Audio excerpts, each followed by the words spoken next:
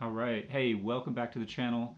Um, Today I am going to do a really quick comparison rundown between a couple of old school cameras.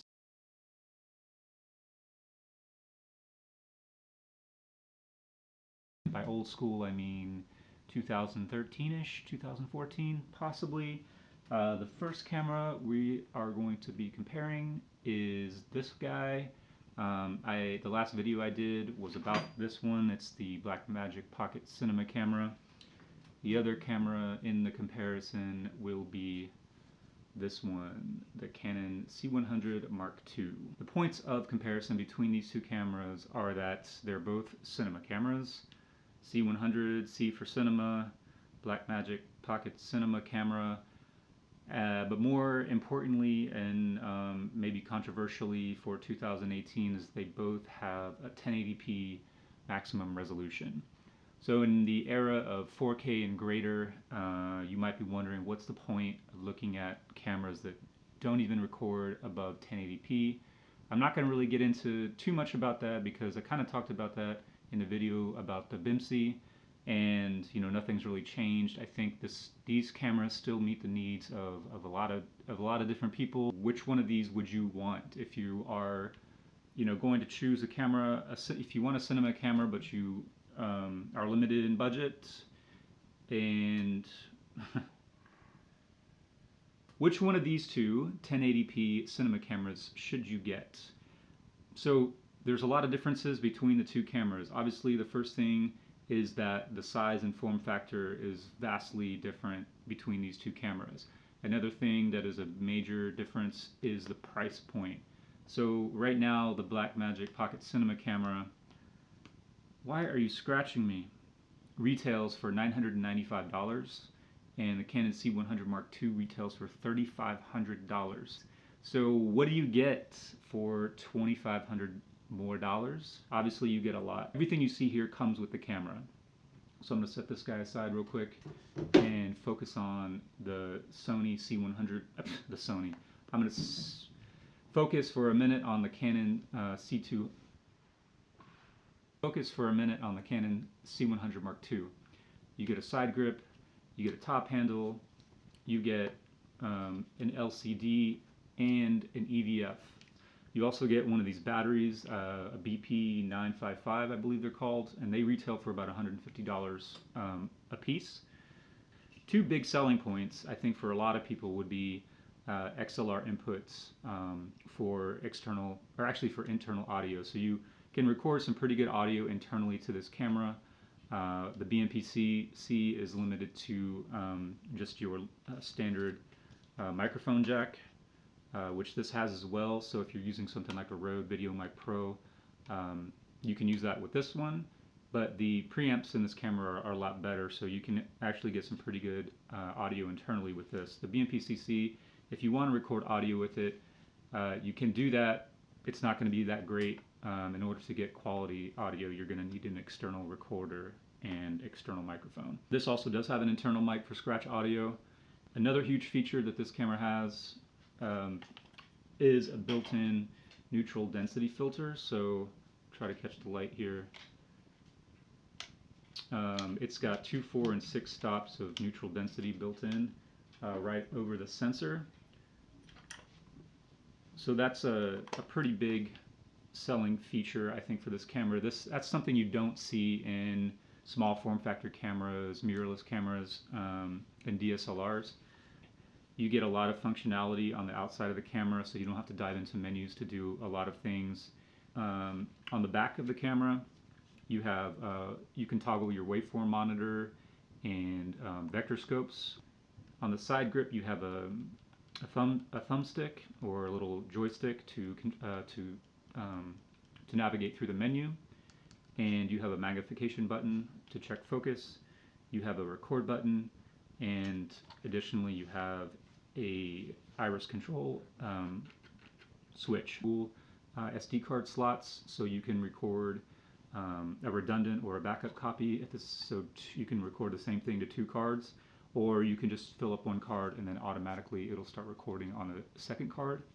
Another reason you might consider this camera over the BMP-CC is just the overall form factor is pretty much ready to go right out of the box. Easy to hold. You have obviously the side grip and the top handle, so depending on the situation, you have two really solid ways to grip the camera.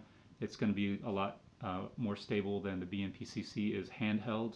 The LCD articulates, it flips forward and tilts and swivels, and you can actually just slot it right here on the back, so when you're using it to shoot with, it's right there in front of you.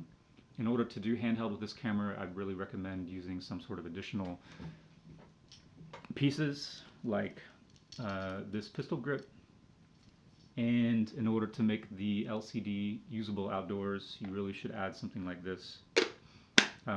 Those two pieces make it a lot easier to handhold this camera, but once again, that's an additional cost. That kit, like I mentioned in the last video, is $500, but still that puts you at under $1,500 and still $2,000 less than the Canon.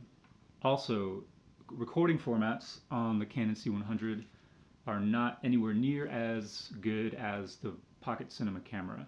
So here you are limited to 8-bit 420. Maximum bitrate is 35 megabits per second. So anyway, 420 8-bit is not a huge limitation for web-based media or web-based productions, if that's where your products are going.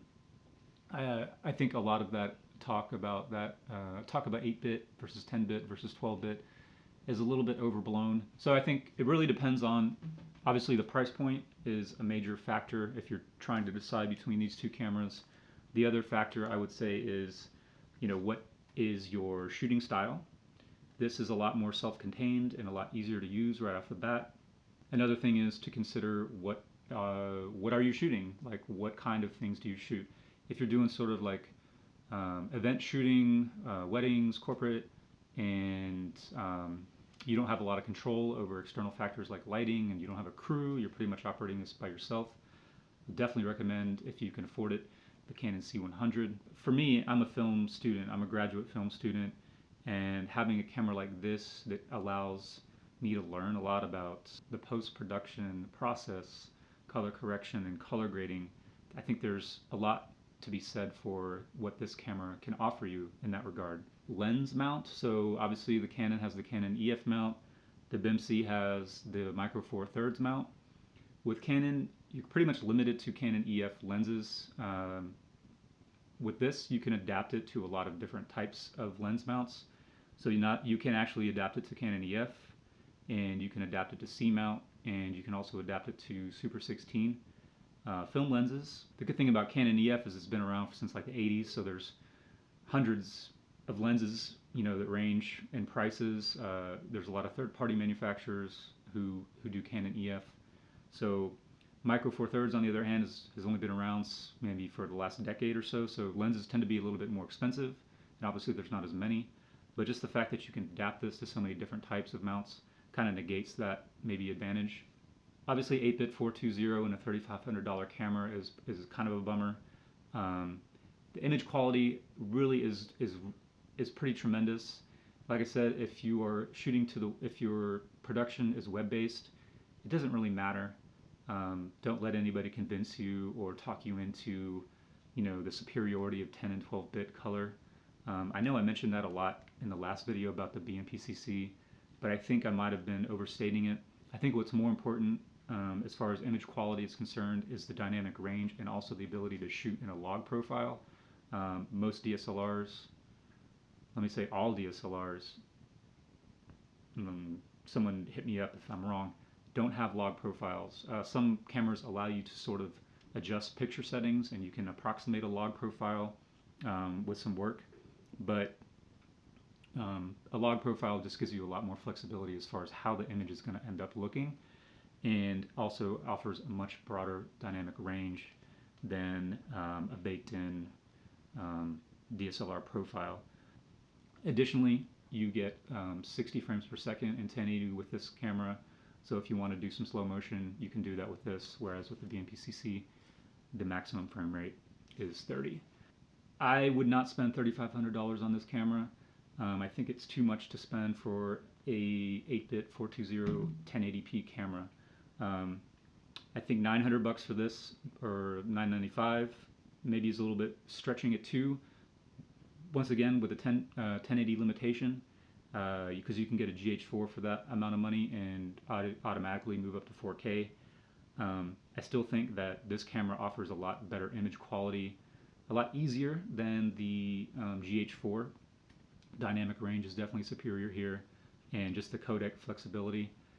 You have all the varieties of ProRes up to HQ, and you also can shoot in RAW, which is, like I said in the video about this camera, is really, it might not be something that you use all the time, but you know, it's there, so in special occasions when you're feeling, you can do that. And the fact that this also comes with a copy of DaVinci Resolve, it is the 1080 limited version of it, I believe. The fact that you can automatically switch your ISO, you can automatically switch white balance, all those things that you're sort of degrading the image in a non-RAW file, you're not really degrading it in the RAW file. It's like editing a photograph almost.